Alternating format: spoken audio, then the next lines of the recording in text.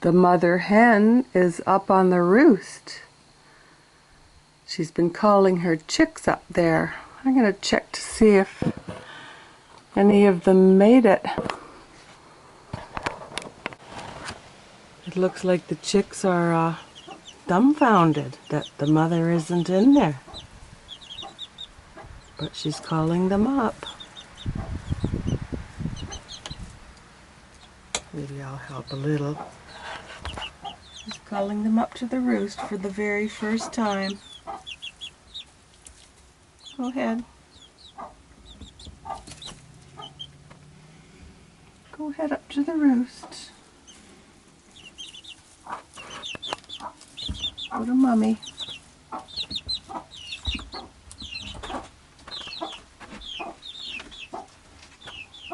You too, little girl.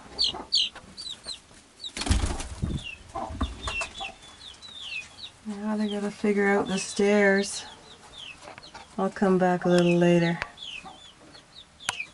Yeah, they've just went over to the water and the feed. They're usually not in very much of a hurry when they're going anywhere, especially when you're waiting them to roost. So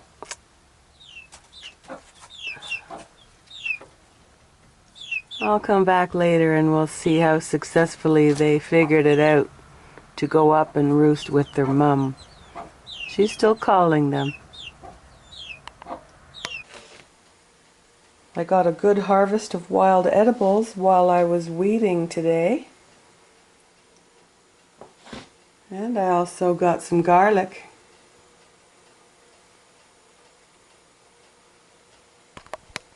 Well, I didn't get it on video, but the mother hen came back down for the night because the chicks didn't know to go to the roost with her the first time. Not long after that, I took them to the Woodville sales barn. I have only 2 layers left,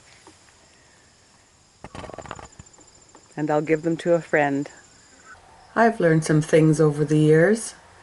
Feeding dual-purpose chickens, that's chickens for meat and eggs, feeding them organic feed is very costly for the eggs. You might catch up somewhat if you raise some of them for meat. For meat, some dual-purpose breeds will mature by fall, like the Silver Lace Wyandotte. My Cornish didn't mature until midwinter. All of the dual-purpose chickens I chose could set, hatch, and mother their young, unlike layers. I like the idea of self-propagation, and these heritage breeds should be protected and kept going for posterity, I would say. But a setting mother hen does not lay eggs, or even a broody hen with no eggs to hatch will not lay eggs. If you want chickens for eggs only, I recommend getting layers, and in the winter extend the days with artificial lighting to about 10 hours or so. If the feed is not organic, it contains genetically modified ingredients, but that is your choice. Also, I've had chickens killed by predators like fox, mink, and weasel. And there are plenty of other predators, so knowing about them, sufficient housing, and a close watch always helps. What annoyed me most was encountering a few times mites on the chickens. It's a good idea to keep an eye out for that, and sometimes the first sign is this crawling feeling on your skin before you even see them. So, but they can bite, and if they're not taken care of, you can bring them into your house, and that's not a good thing. So there are some good chicken websites. My Pet Chicken is an excellent website. They have building plans for a lot of good chicken coops. 3 of the plans were developed by myself.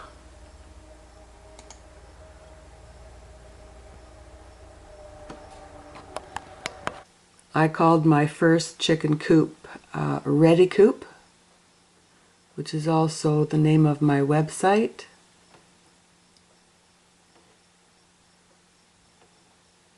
It comes apart, can be cleaned and sanitized. It's insulated, can fit into the back of a truck, and it's just very comfortable for, I'd say a good number would be 8, possibly 10 standard sized chickens in this coop. You can make a single nest or double nest, and you have the option of a ground nest on the brooder floor. I also designed what I call the urban chicken coop.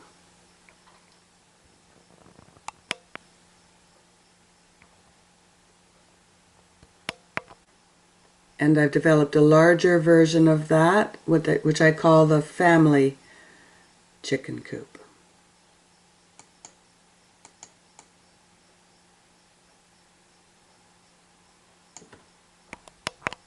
Almost invariably, one or more of your chickens will get sick and or die, so be prepared for that. And you may need to be practical and cull your flock.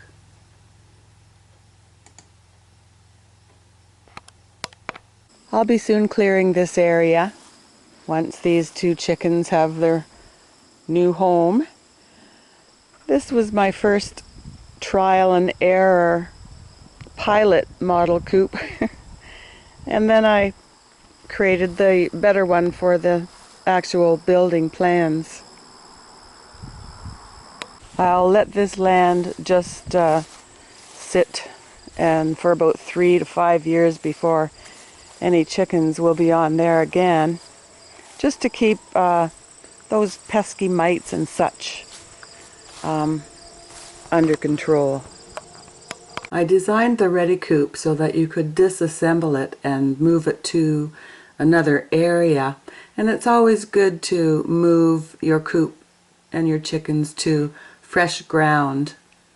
Like I mentioned, every 3 to 5 years is good.